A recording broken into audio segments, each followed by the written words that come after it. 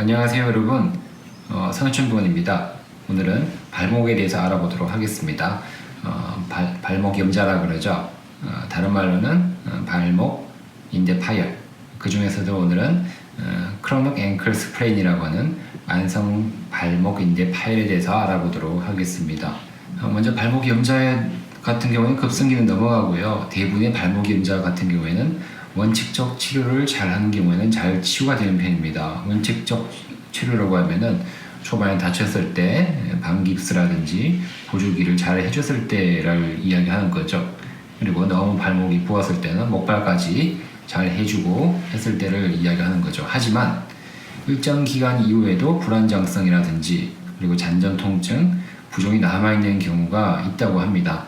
일정 비율로는요. 그리고 또 발목에 인대가 늘어나는 것뿐만 아니라 동반 손상에 대해서 우리가 놓치거나 간과를 했을 때는 발목이 계속 아프다고 이야기를 하죠. 그래서 발목 인대 파열을 우리가 보통 급성기냐, 아급성이냐, 만성이냐라고 구분을 하는데요.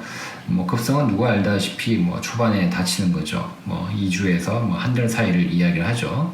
한 달 이전을 급성이라고 이야기하고요. 아급성이라고 하는 거는 만성으로 가기 전을 이야기하죠. 3개월 전까지죠. 그래서 급성이나 아급성 3개월 전까지의 손상이 있을 때는 우리가 발목 염좌 치료가 제대로 잘 됐는지를 확인을 해봅니다. 부종은 좋아졌는지, 통증은 어느 정도인지, 보행은 잘 되는지, 그리고 숨겨진 병변이라든지 혹시나 빠뜨린 병변이 있지 않은지를 확인을 해봐야 되겠죠. 그래서 재활을 하게 됩니다. 재활을, 발목을 다쳤을 때는 정상적인 재활 치료를 잘 하는지도 체크를 해야 되고요. 혹시나 게을리하면서 재활 치료를 불안정하게 하지 않는지도 한번 본인 스스로 체크를 하고 병원에서 검진을 받아야 되겠죠. 그런데도 3개월 동안 치료를 했는데도 계속 아프다라는 경우를 우리가 만성 발목 염좌를 하고요. 3개월 이상일 때 우리가 진단을 내리고요. 6개월이나 1년 이상일 때는 확실하게 만성이다라고 판단을 하게 됩니다. 증상들이죠. 발목을 계속 삐고 접지르고요. 통증과 부종이 지속된다고 이야기하고요. 아프니까 운동선수 같은 경우는 운동 능력이 상실된다고 하죠. 그래서 후유증이나 합병증의 가능성이 높다고 이야기를 합니다. 그 만성 발목인대 파열 몇 가지를 다 알아보도록 할게요. 어떤 걸 정의를 하느냐? 발목인대가 만성적으로 파열돼서 붙지를 못하는 경우죠. 그리고 원래 길이보다 늘어나 있는 경우, 이게 우리가 MRI를 찍어봤을 때 발목인대가 아예 없는 경우가 위쪽에 만성적 파열이고 붙긴 붙어 있는데요. 쭉 늘어나 있는 경우가 있습니다. 그리고 간혹 엉뚱한 곳에 붙어 있는 경우가 있죠. 딴 데 붙어 있고, 그리고 정상적으로 발목은 좀 괜찮아 보이는데 본인이 계속 발목을 불안정하다고 하는 것은 이런 신경이죠. 운동평형 감각, 고유 수용성 감각이 인대에서 이게 없어졌기 때문에, 손상됐기 때문에 인대는 괜찮은데 발목을 계속 삔다라고 하는 경우, 이런 경우입니다. 그래서 MRI 찍었을 때 인대는 괜찮은데 발목을 삐어요 할 때는 이런 경우죠. 이런 경우가 만성 발목인대 파열이 있기 때문에 이런 경우 간과해서 안 되겠죠. 불안정성이라고 합니다. 보통 외측인대죠. 외측인대의 만성 파열에 따라서 불안정성을 자꾸 느낀다고 하고요. 구분을 하는 거죠. 그리고 발목 부종과 통증입니다.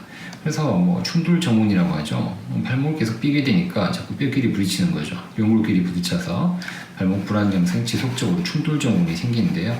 앞쪽에 생기기도 하고 뒤쪽에 생기기도 합니다. 그리고 초기 손상 당시 발견되지 못한 손상이죠. 보통 연골 손상이 많아요. 그리고 힘줄 손상도 같이 생긴다고 합니다.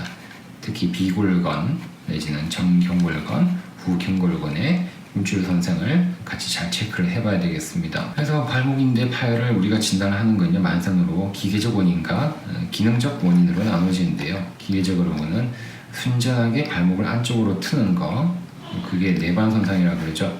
그거와 전외측 불안정성이라고 그러죠. 이런 두 가지로 나누어지고, 기계적 원인으로 다른 걸로는 기능적으로 또 불안정하다, 이렇게 굳이 나눈다는 거죠.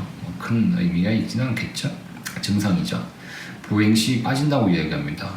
무릎이 빠지는, 발목이 빠지는 것 같아요 라고 이야기하고요. 불안정성이죠.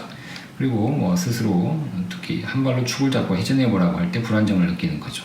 그 외에 급격한 방향전환, 갑자기 섰을 때, 급정지나 착지했을 때 불안정한 느낌이 계속 든다고 하죠.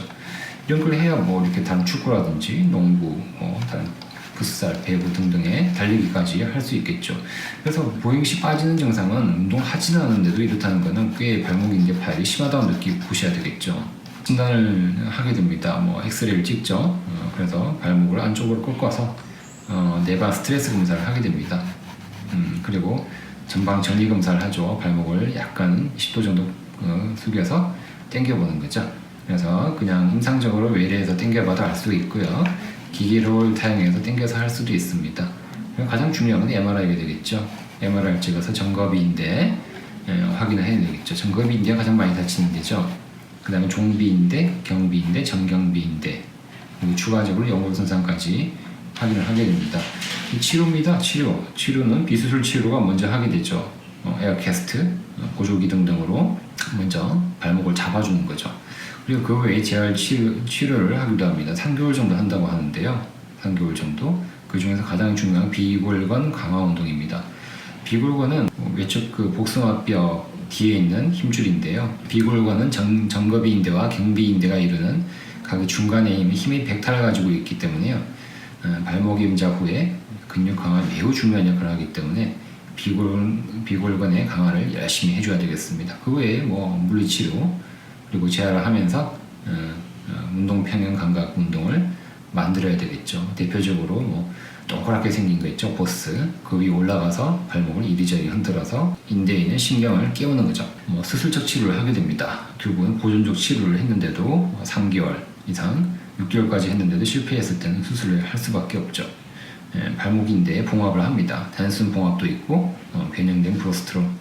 최근엔 다 이거 하고 있죠. 변형된 프로스트롬 MBO라고 하고요. 우리가 Modified Prostrom Operation. 그래서 이걸 다른 그 지지대를 당겨가지고 봉합을 해주는 수술로서 결과 예후가 좋다고 하죠. 오늘 일단 만성 발목인대에 대해서 그냥 전반적으로 그냥 이렇게 흘러간다는 걸 알아봤습니다.